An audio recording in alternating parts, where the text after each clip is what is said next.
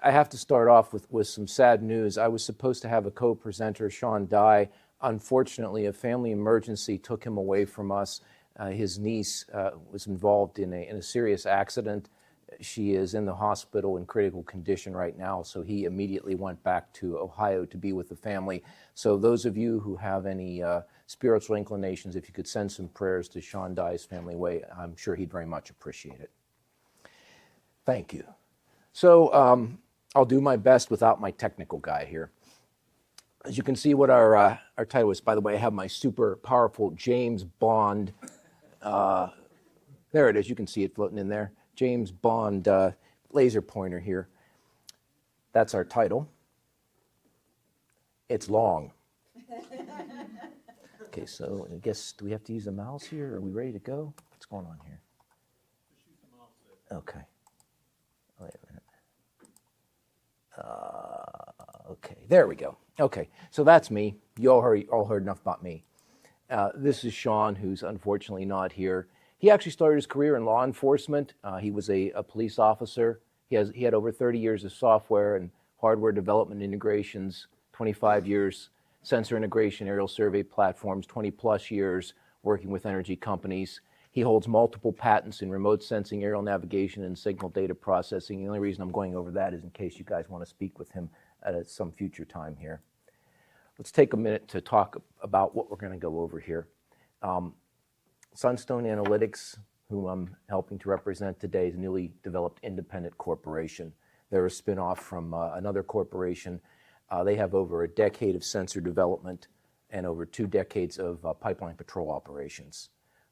They have generated a proprietary aerial navigation system. Their system produces 3-band imagery, so RGB data.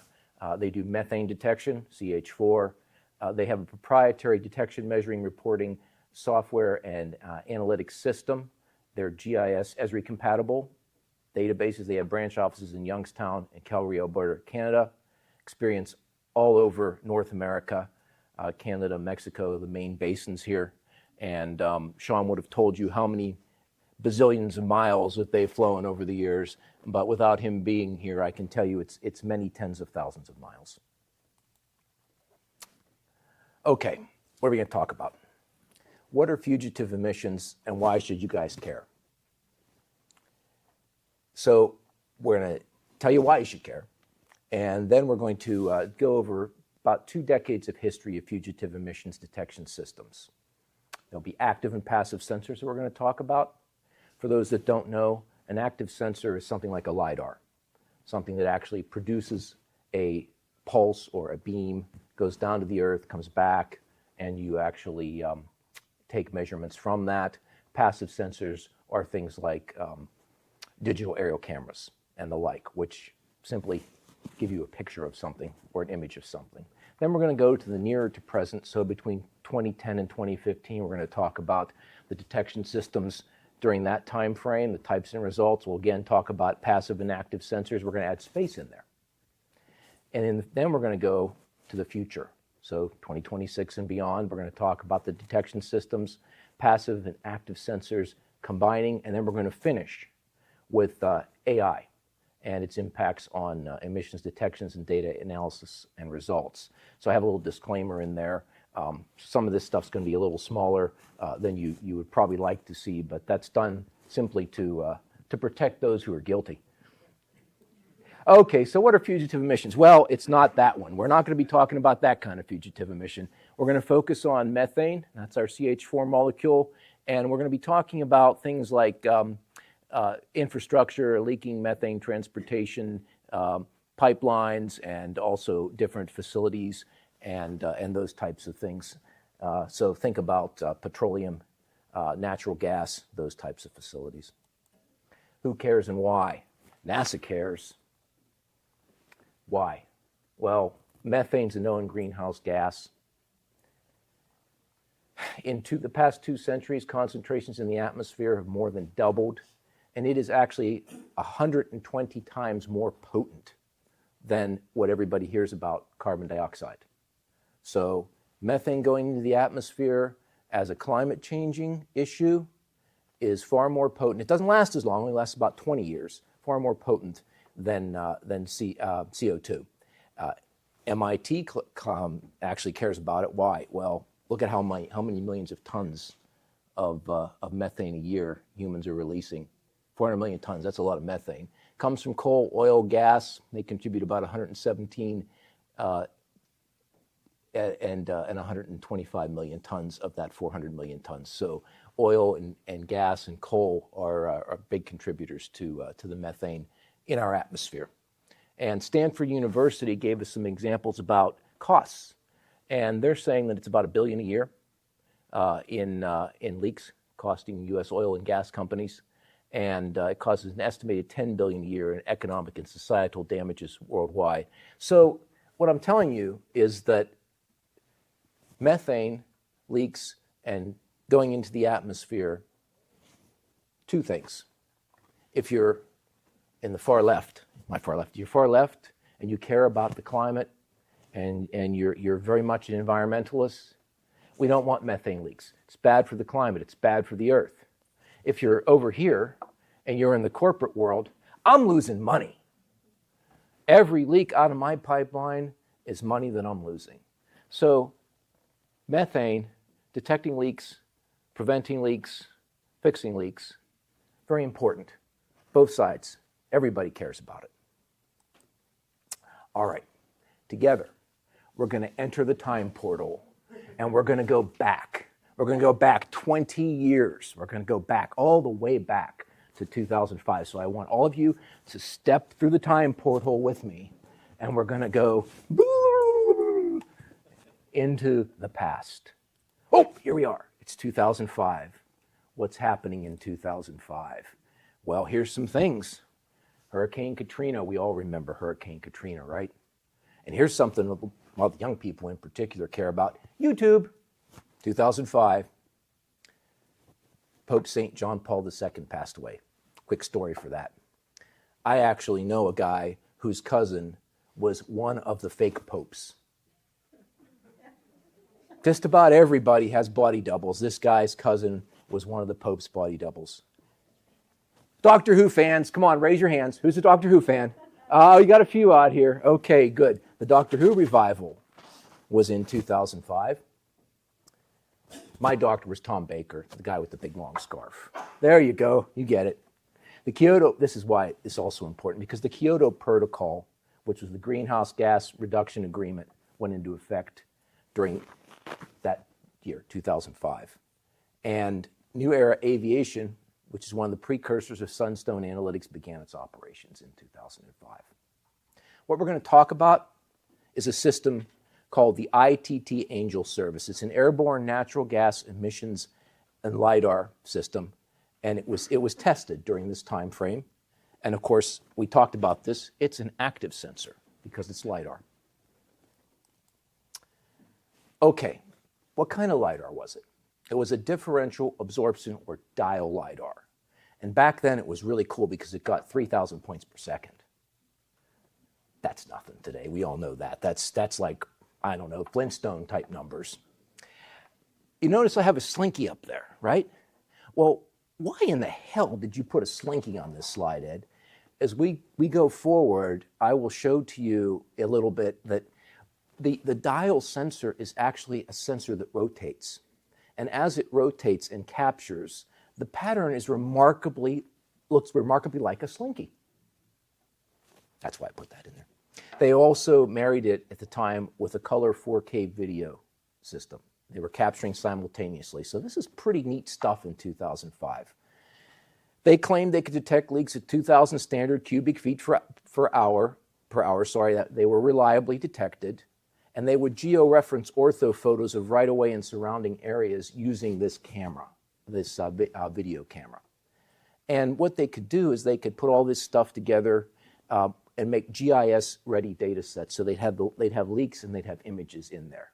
And this was all the goal, and this was the things that they were doing at this time. And throughout, you'll see some little references in my presentation. So when it's published, if you want to go and look at some of this, go right there. So here are some examples of the ITT Angel and how it worked. You can see on this side, this is kind of what the LiDAR looked like. There's an aircraft. This is the system itself. I hope you can see that. That's right, it's not working as well as I thought it would. Anyway, there's the dial system itself. Here's that slinky pattern I was talking about. See how it's ground like that? Okay. And here are some leaks detections right there. Now, on the other side, far right over there, what you see is some, these were actually controlled leaks that were done during the testing. And if your eyes are really good, and that top left one there, you see a couple of pickup trucks, and there are a couple of dots right there. One of those dots is me. My team at Erdman Anthony did the ground truthing for their test. So I actually got to go to one of the tests and be on site. It was pretty fascinating. You'll notice too that we have here some grassy areas and then a sandy area. And well, why? And why is that important? Because you want there are different results that can be obtained when you're trying to detect methane, depending upon the type of soils and surrounding area that you're in. So they wanted to get at least a couple of different ones. They wanted something that had vegetation in, and then they wanted something that was sort of bare earth. So that's why they did the testings on both of those. And over here we have some more samples. There's some gas detection in Texas. Just a couple of other examples that they can actually, and there's the scan pattern again, slinky. So they were quite successful in working with the technology that they had at the time. So let's do a quick synopsis. It was proven to detect leaks. There was no doubt about that. But they did have issues with a large number of false positives and negatives. So really, the software hadn't been developed quite enough yet to clean the data set. This was housed in a smaller, I put that in quotes, fixed-wing aircraft. It was a 208 Grand Caravan. When this thing first came out, it was like 328 pounds, and it sucked power. They had it flying originally back in the couple years before this in a 4-engine cargo plane. They eventually got it so it could work into a 208 Caravan, but it was still sucking a lot of power, so they had some weight and power issues there. The orthophotos definitely added to the data, but there were issues with quality, geolocation, and pixel resolution. And then finally, the GIS-ready data sets, they assisted in locating leaks on the ground, but sometimes they had unreliable source data. So raise your hand here if you've ever worked with anybody in the energy industry that had perfect GIS data. Oh, I don't see any hands. Well, this is an ongoing problem. We still have this today. So anyway, that's the quick synopsis of 2005. And now I'm going to invite you to enter the time portal again. We're going to step through the time portal, and we're going to the future. We're going to a new time frame. We're going to between 2010 and 2015. So we're moving forward. What's happening? Okay, well, we had an earthquake in Haiti, and some people in this room, I believe, actually were involved in flying some of the post-disaster work in Haiti. iPad launched. That was a big thing, especially for kids. iPhone 5S release came in 2013. Believe it or not, that was my very first iPhone. And I was a BlackBerry person, confirmed Black. Anybody use BlackBerry? Raise your hands. Good. Some BlackBerry people in here. BlackBerry story for you. There's a person in this room whose name shall remain nameless that was with me when I had a BlackBerry in this hand. I was talking to some general, and I had the cell phone in this hand. I was talking to somebody from the FBI. I was driving my car with my knee in a snowstorm. In Virginia. Thank you. In crowded traffic, bumper to bumper, and I'm screaming, please don't kill us. I'm too young to die. Anyway, sorry, a little aside. So more Oklahoma tornado happened. Apple Watch launch. And Paris Climate Agreement, this is the important one, which limits global warming in 2015. So we got to figure out how to measure some of this stuff, folks, right? We're going to talk about two things. We're going to talk about a methane sniffer that was developed by Princeton University, and it was in a large UAS-mounted platform, and it was an active sensor. And then we're going to talk a little bit about using a FLIR thermal sensor, and that was in a fixed-wing mounted platform, which is manned aerial, and it's a passive sensor. I'm not going to talk about every type of sensor. We had to pick a few here. I happen to be part of these too, so I can talk a little further about it. So Princeton was actually in the lead back in those days, and they developed this open path waveform modulation spectroscopy. Wow, that's a mouthful. 3.27 micrometer gallium antimony sensor. Wow, hard to say all that. They mounted it on a long endurance UAS. It was owned by American Aerospace Technologies, the RS-20. Well, why did they mount it on something like that? Well, it was too heavy to put on a small UAS, so they had to put it on a larger one. You can see a little bit about kind of what it looked like here, and I'm not going to read all that stuff. You guys can read all that stuff up there. But, you know, it was about 10.5 pounds. Well, we talked a little bit about this RS-20 system. It's over here, okay? So basically that was about an almost 18-foot wingspan aircraft. It was gasoline powered, so it had a very nice little propeller on it. It could be launched from a catapult, but it had to have some place to land. So generally it was either in very big open fields or at small airports is where this thing operated out of. 23,000 foot maximum ceiling, pretty high cruise speed. Could take some, decent payload size there. I think it's, what do they have in here? 65 pounds. And payload comms, well, you could actually use cell. We'll talk about that a little bit later if you wanted to. And again, you can launch that in a field or at an airport. And it was, if any of you guys ever have those potato guns, it's a giant potato gun. So what did we do? Well, we went out and we flew a bunch of stuff in Cape May. This was Cape May Airport over here. And why did we fly Cape May? Well, there were two reasons. Number one, that was an area that we could fly with a UAS. We had permission. It also had some very interesting things going on. There were farms nearby. If I recall correctly, there were some chicken farms and maybe some pig farms. There was also a swampy area there. So you can see they kind of just flew a bunch of different flight paths all around in the swampy areas and some farms and some other things along there, and picked up what they could pick up. They did detect leaks, but there were some problems with filtering. So leaks versus natural sources. You notice I said chicken and pig farms and things like those are your natural sources. There was some swamp gas in there too that they had trouble pulling out. Had a little trouble getting the system to initialize at first, the comms to sync, got that worked out. You could see they got 0.3 points per million volume. 0.03 points per million volume throughout the flight. That's a controlled release. We'll talk a little further about that and the issues with controlled releases in a few moments. Why is this a great thing, but what are some of the issues? Well, you have flight restrictions still to this day in flight operations. You have line of sight issues and you have required observers. In this case, you have to have a landing area. So it worked. It worked fairly well, but it still wasn't quite ready for prime time. We're going to switch to thermal now. Many of you know about thermal data sets. A lot of people know about FLIRs, right? We heard about FLIRs before.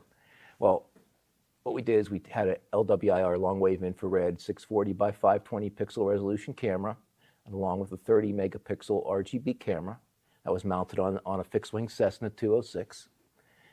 And we flew infrastructure. We flew some tanks. You can see them here. We also flew, believe it or not, this is kind of a neighborhood with some pipelines crossing through it.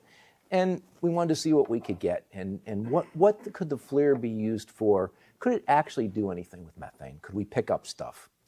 So we mounted them in a box and we inserted them into the aircraft hull and we did daylight flights. And the data was processed and presented as RGB and thermal orthos, as you can see over here. Well, guess what? It worked. We got some leaks, found them in petroleum and methane pipes. It was better with above ground assets than assets underneath the ground. And, thermal can be flown at night, right, or in daylight, but you lose your RGB when you fly in night. It wasn't gyroscopically mounted, so we had some problems on windy days. You get crab, for instance. Your aircraft doesn't fly straight, it drifts, you have issues. So that was one thing that jumped out at us. And the thing about this whole system was it was originally designed to detect machinery threats. So you see these guys here. Are they on or near a pipeline? Are their engines running? And we figured we could see what else we could get by doing that work. And it was, it was okay, but it just, you couldn't get really any information about the amount or the size or anything else of the leak. You just knew there was something there. And it didn't tell you it was methane, it was something. So that's okay. Now we're going to go back to our time portal. Here we go again. Step through. Now we're going to go 2016 to 2020. We're getting closer to today, folks. What are we going to talk about? Well, Hurricanes Harvey and Irma happened, California Camp Fire of 2018, and this little thing called COVID in 2020. So is there anybody here that didn't have COVID at some time? Just pretty much everybody got it? Yeah, it was a real world changer. Changed everything, and we're still recovering. James Webb Space Telescope was launched in 2022. We had the Hawaii wildfires in 2023, and something important that just happened recently. I'm not going to focus on this particular satellite, but MethaneSat unfortunately went offline in June, I believe, of this year. So that was an important asset that we no longer have up in space to map our methane. So what we're going to do here is we're going to focus on the Tropomi. Is that how it's pronounced, Shawana? The Tropomi satellite, and it does atmospheric aerosol monitoring, including methane. So methane isn't its specific focus, but it includes methane. And we're going to talk a little bit about GHGSat, and we're going to focus on the Claire satellite because that's the one everybody knows, and that was really their first successful one. So what's Tropomi? Well, it's on the ESA, European Space Agency's Copernicus Sentinel-5 satellite. And you can see there it was launched in October of 2017. So that was a while back, but it was pretty earth-shattering at the time. The data is used for atmospheric composition forecasting and reanalysis, including methane. As I said, there are multiple sensors on this satellite, but methane is an important one. And it supports the UN Methane Alert and Response System, or MARS. And basically, the UN is tracking methane because it is an important greenhouse gas, as we talked about. Well, its information comes from an oxygen A band at 760 nanometers, and it uses the SWIR bands to measure methane. So it's using two different types of sensors here to measure methane. Key thing to remember, it observes the entire Earth in a day. So it's really zipping around out there. And it's providing data to spatial resolution of 7 by 5 kilometers. Now here's something to notice. You see the May 12th, 2024? That's a giant plume right there. This is exactly the same area taken on October 14th, 2024, and there's nothing. So something happened between May and October, and so there was probably some sort of a massive leak here that was corrected between this date and this date. And these are the types of things you can infer from this type of data at this resolution. I talked about it having worldwide coverage. It can provide continental coverage daily and quickly, but it can't detect smaller leaks. So, if you're a pipeline company, or if you're like Harold's company and you're punching holes in the earth here, and you have a small leak in a valve or something, it's not going to see it. It's not going to see it. But if there's a massive leak somewhere, or if you're flying over Turkmenistan and you're watching the gates of hell flaming, well, it'll see that quite nicely. Again, we talked about it not being just methane. The key thing here is that this is being used and supported by multiple government agencies. So NASA and ESA and some other agencies in different countries are utilizing this data, and of course the UN. Now I want you guys to take a moment and look at the flight direction here, and down here, this is a rendition of the Earth, and that little square down there is about, why is this not working?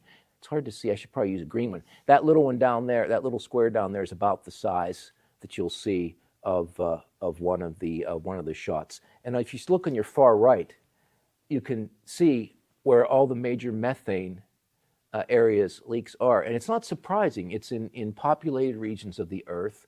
It's in generally well-known petroleum extraction regions as well. And so, that's where the wells are flaring and where people live. Okay, let's talk a little bit about GHG-SAT. How many of you know a little bit about GHG-SAT? Hands? Few? Okay, couple, so not speaking completely Chinese here. So Claire was their greenhouse gas monitoring satellite. It's a small sat, about the size of a microwave oven. Measured two gases, CO2 and methane, CH4. You see there it has a 90-minute orbit, 15 orbits a day. It collects the same location every 14 days. So that's great, but that's also a long revisit time. Lots of things can happen in 14 days. But it's good to have that data.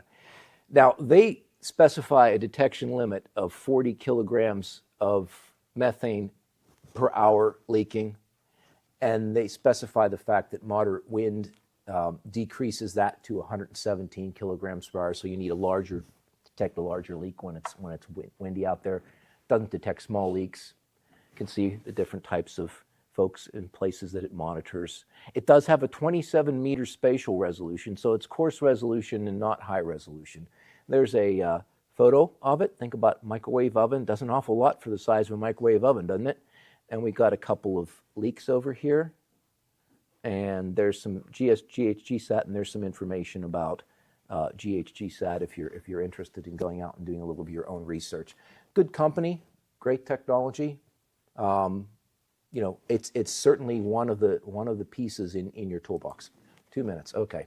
So Sunstone, we'll go through this quickly since my guy from Sunstone isn't here anymore. So they have a fixed-wing monitoring system. It's on a single-engine Cessna 206. They can do RGB imagery, methane leak locations. They have flight software. They have threat detection, reporting, and analysis. So this is a report sample over here on your right-hand side. You can kind of see what it looks like, your anomaly detail. This is what a leak would look like coming from their system and detected and presented.